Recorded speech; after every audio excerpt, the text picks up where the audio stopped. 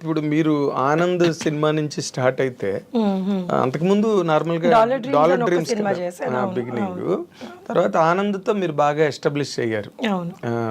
అందులో డైలాగ్ ఉంటుంది కదా, ఎవరు పేరు చెప్తే అని చిరంజీవి గారు ఇంద్ర సీన్ వేసి నువ్వు సినిమాలు ఎక్కువ చూస్తా అన్నాడు. ఆ డైలాగ్ ఎంత పేలిందంటే థియేటర్లో. ఇప్పుడు కూడా ఎవరైనా సినిమాల గురించి మాట్లాడితే నువ్వు సినిమాలు ఎక్కువ చూస్తున్నావు. అవును, చాలా ఏళ్ళు చాలా మంది అది ఓతపదం అయిపోయింది చాలా మందికి. అంటే మీరు ఆ జోనర్ క్యారెక్టర్స్ అంటే బాగా బోర్ కొట్టేసిందా మీకు? ఆనంద్ తర్వాత అలాంటి క్యారెక్టర్ అసలు హార్డ్లీ చేశాను, నేను చేయలేదు అసలు. Anand was one of the characters అంతే. దాని తర్వాత ఆనంద్ లాంటి క్యారెక్టర్ పడలేదు కూడా. పడలేదు ఆఫ్ కోర్స్.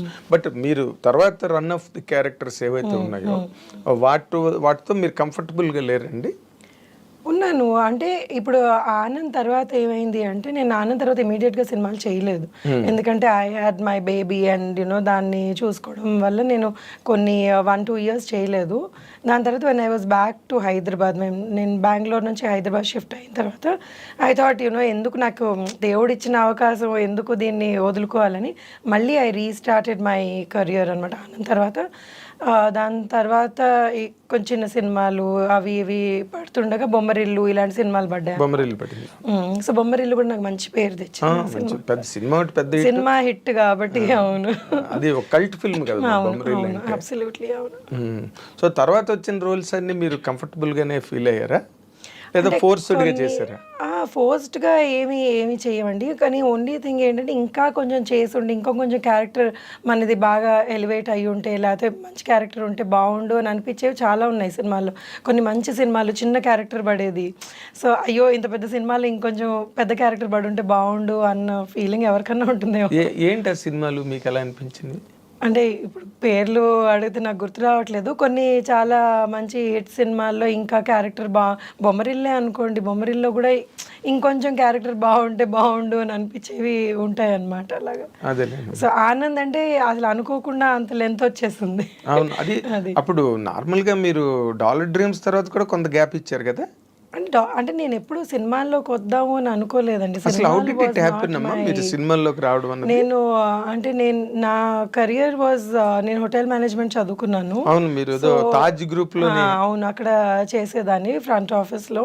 సో శేఖర్ వాళ్ళ కో ప్రొడ్యూసర్ సునీత గారు అని, సునీత తాతి అని ఒక ఆవిడ ఉన్నారు, ఆవిడతో వచ్చి లంచ్కో దేనికో వచ్చారు, లేకపోతే ఆవిడ లంచ్కి వచ్చారు. So they saw me there అనమాట. అరే ఈ అమ్మాయి బాగుంటుంది, మనం సినిమా చేస్తున్నాం కదా, ఈ అమ్మాయిని అడుగుదాము అని అడిగారు. సో వీళ్ళు ఏం అడుగుతున్నారో కూడా నాకు అర్థం కాలేదు అప్పుడు. సో నా క్లాస్మేట్ ఒక అబ్బాయికి చెప్పాను, ఇలా అడుగుతున్నాను, చాలా చిన్నదాన్ని అప్పుడు, ఇలా అడుగుతున్నా, ఏముంది ఏం పోతుంది ఆడిషన్ అంటే పోదాం పదా, బైక్ మీద వెళ్ళాం ఆడిషన్. సో అది వాళ్ళు ఫ్లాట్లోనో ఇక్కడ చేశారు. మేము అనుకున్నాం ఏంటి ఫ్లాట్లో ఆడిషన్స్ ఏంటో, అసలు ఆడిషన్ అంటే కూడా తెలియదు. సో వెళ్తే ఏదో డైలాగులు చెప్పారు, అది ఏం చెప్పానో కూడా నాకు గుర్తులేదు ఇప్పుడు. So they said okay will work అని. సో ఆ ఎంటైర్ ఫిల్మ్ నా షిఫ్ట్ ప్రకారంగా జరిగిందనమాట.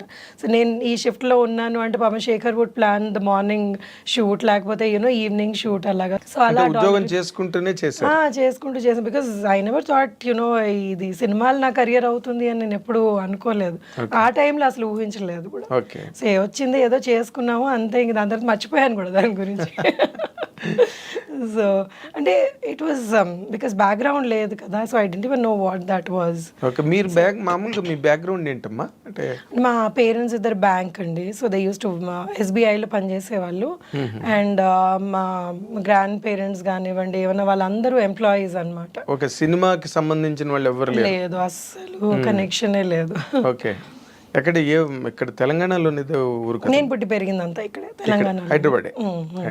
సో ఆ ఎడ్యుకేషన్ అంతా కూడా హైదరాబాద్ లోనే చదువుకో. సో మీరు హైదరాబాద్ పిల్ల అనమాట. అవును, తెలంగాణ అంటే ఆంధ్ర, పేరెంట్స్ ఆంధ్ర అయినా కానీ నేను పుట్టి పెరిగింది అంతా ఇక్కడే. ఆంధ్ర అంటే ఎక్కడమ్మా? గుంటూరు. ఓకే.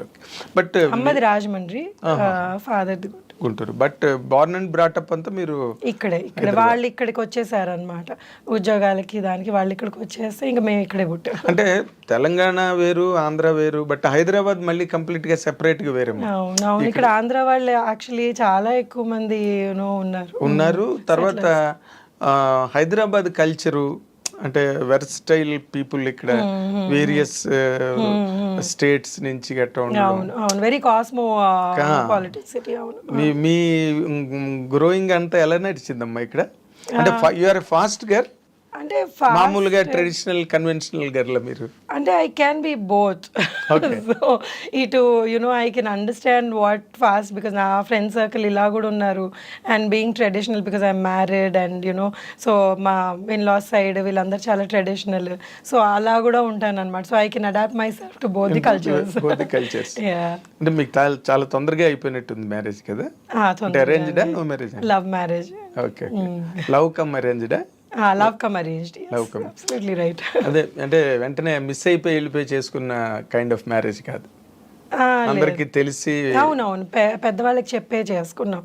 అంటే ఇప్పుడు వాళ్ళ పేరెంట్స్ కూడా తను కన్విన్స్ చేసి వాళ్ళు కొంచెం ఇబ్బంది పడ్డారు. ఎందుకంటే తెలుగు అమ్మాయి అని, వాళ్ళు తమిళియన్స్, తెలుగు అమ్మాయి అని కొంచెం వాళ్ళు they were not very comfortable. But my husband's cousins and all చాలా వాళ్ళని కన్విన్స్ చేసేసి లేదు మంచి అమ్మాయి అదే నబ్బడిలో మంచి జడ ఎవరికి తెలియదు కదా.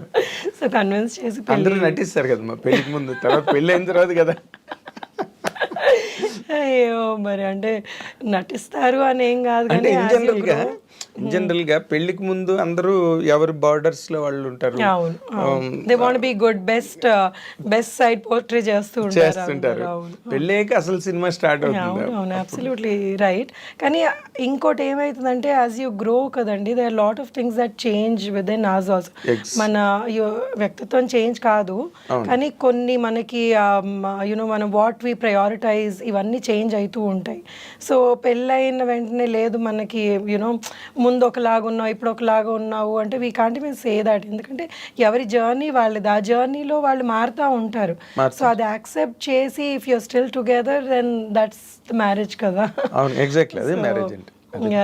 మనం లేదు మనకు సెట్ కాలేదు అంటే you know you have to be prepared for such things. కొన్నిసార్లు సెట్ అవ్వవు. ఈ చేంజెస్ లో కొన్ని డిఫరెన్స్ వస్తుంటాయి. మీకు ఎప్పుడు you are happy comfortable in my marriage? And my marriage అయ్యి ఇప్పటికి 24 years అండి. So we did have ups and downs లేని మ్యారేజెస్ ఉండవు కదా. సో అప్స్ అండ్ డౌన్స్ ఉన్నాయి. We you know we use to fight and again you know లేదంటే love మ్యారేజ్లో అదొకటి ఉంటుంది ఎక్కడో. నువ్వేంటి మాట్లాడేది, సో నువ్వు ఎక్కువ అంటే నేను ఎక్కువ అన్న ఫైట్స్ చాలా ఉంటాయి. ఇప్పటికీ మా డాటర్ అంటుంది ఇప్పుడు ఇంట్లో పని వాళ్ళు కొట్టుకుంటారంటే మీరిద్దరు వారు ఆపండి అని. అంటే ఏం లేదంటే ఇట్స్ జస్ట్ దట్ డిస్కషన్ అనమాట. ఎవరు తగ్గవు బేసికలీ లేదు అని. నేను ఫైనల్గా ఆయనే తగ్గుతారు. అదే మరి. సో నేను మరీ కొన్నిసార్లు బాగా మొండికేస్తాను. But he gives up. I'm sure he gives up. Okay. అంటే మీ మ్యారేజ్ అయిన తర్వాత మీ ఇల్లాస్ గట్ట అంతా హ్యాపీగా సెట్ అయ్యారు? చాలా హ్యాపీగా అండి. వాళ్ళు నాతో పాటే ఉండేవాళ్ళు చాలా ఏళ్ళు. We all live together. It's joint family. ఇప్పుడు వాళ్ళు లేరు, పోయి కొన్ని ఏళ్ళు అవుతుంది. ఇప్పుడు మా అమ్మ నాతోటే ఉంటుంది. సో యునో దట్ ఈస్ అంటే for me that's very important. I like my family being together and you know అందరం కలిసి ఉండాలి అని. మా ఇన్లాస్ కూడా they are pretty old. So I never like them you know మీరు వాళ్ళు ఎక్కడికైనా వెళ్ళడం కొన్ని రోజులు వెనక్కి వచ్చేయండి అనేదాన్ని. So I had a very good bonding with them and you know చాలా వెరీ నైస్ పీపుల్. ఇనిషియల్గా వాళ్ళకి యూనో అంటే ఐ వాజ్ వెరీ యంగ్. 7ంటికి లేచేదాన్ని, వాళ్ళకి 5ంటికి లేవాలి. సో ఈ సాంప్రదాయాలు ఎక్కువ ఉండేటప్పటికి ఆ చిన్న చిన్న ఇవి అయ్యేవి. But later on they kind of you know సొంత కూతురు కంటే ఎక్కువగా చూసుకునేవాళ్ళు. ఇంకా దాని తర్వాత దే వర్ లైక్ యునో నేను లేదే అసలు ఆ పేరెంట్స్ లాగా అయిపోయారు నాకు. సో నేను ఎంత గొడవ చేసినా కానీ నా వైపుకే మాట్లాడేవాడు. Very nice. కాబట్టి నార్మల్గా అంటే మీరు చెప్పేది చాలా ఇంపార్టెంట్ పాయింట్ సొసైటీకి.